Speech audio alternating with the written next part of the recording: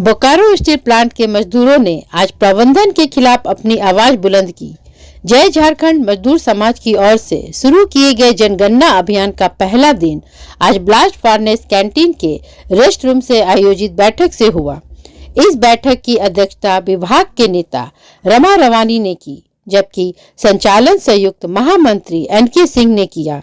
सैकड़ों की संख्या में पहुंचे स्थानीय और ठेका कर्मचारियों ने प्रबंधन के कार्यशैली पर गंभीर सवाल उठाए। झारखंड मुक्ति मोर्चा के केंद्रीय सदस्य और जय झारखंड मजदूर समाज के महामंत्री बीके चौधरी ने कहा कि बोकारो स्टील प्लांट का कार्यशैली अब अंग्रेजी हुकूमत जैसी हो गई है। मजदूरों से बैल की तरह काम लिया जा रहा है और हक की बात करने वालों का गेट पास रोककर उन्हें बाहर किया जा रहा है। बैठक में बार बार सामने आया मुद्दा था मजदूरों की सुरक्षा। महामंत्री बीके चौधरी ने कहा कि काम के दौरान लगातार हादसे हो रहे हैं, लेकिन प्रबंधन सिर्फ कागजों पर सुरक्षा दिखा रहा है। करोड़ों रुपए सुरक्षा मद में खर्चा दिखाए जा रहे हैं, लेकिन हकीकत इससे बहुत अलग है। बीके चौधरी ने चेतावनी दी कि अगर सभी मांगों पर जल्द कार्रवाई नहीं हुई तो यह जनगणना कार्यक्रम हर विभाग में चलेगा और उसके बाद आर पार के आंदोलन का शंखनाद किया जाएगा। बोकारो स्टील प्रबंधन को अब मजदूरों की आवाज सुननी होगी, क्योंकि अब यह सिर्फ आंदोलन नहीं, चेतावनी है।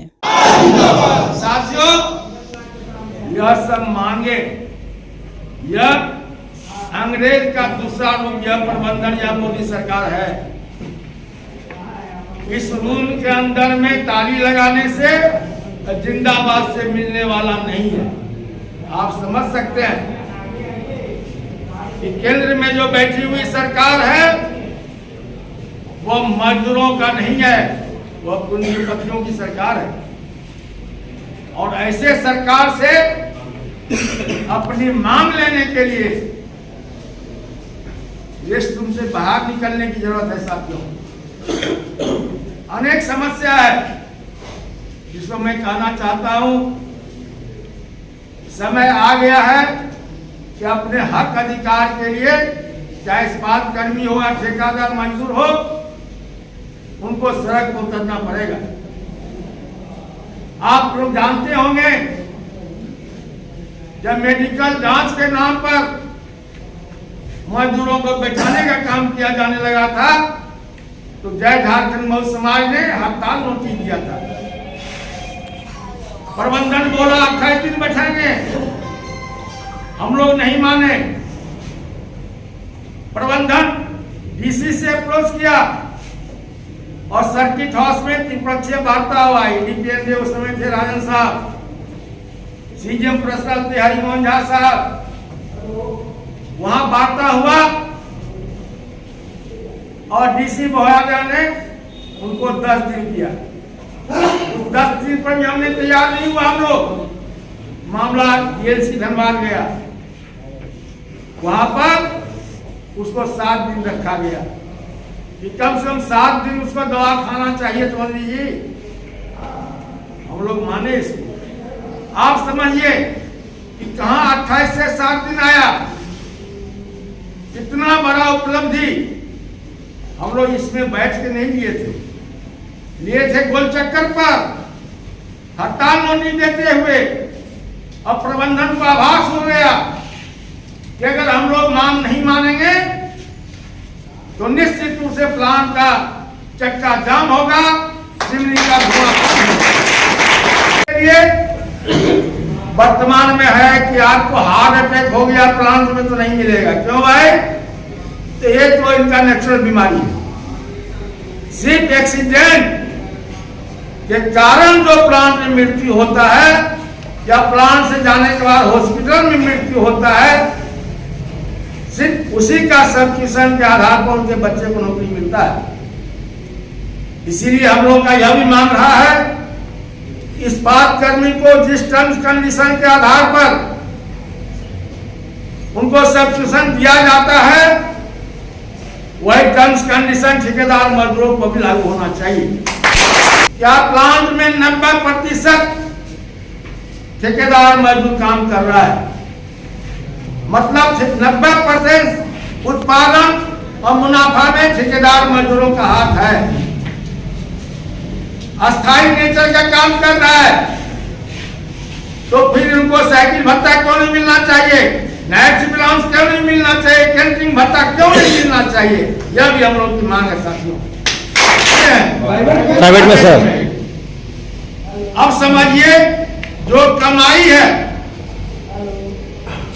उसमें से कितना खर्च आप करते हो, उस कमाई ईमानदारी के कमाई में से ठेकेदार को भी लौटाना है, उस कमाई में से वहां भी देना है, प्राइवेट इलाज में भी खर्च करना है। जब यह दोनों जवाबदेही बोकारो स्टील प्लांट का है, इसलिए हम लोग का यह मांग है कि जब तक एसडब्ल्यू का रेंज नहीं बढ़ता है तब तक उसका इलाज फ्री इलाज पूरे परिवार के साथ बोकारो जनरल अस्पताल में होना चाहिए।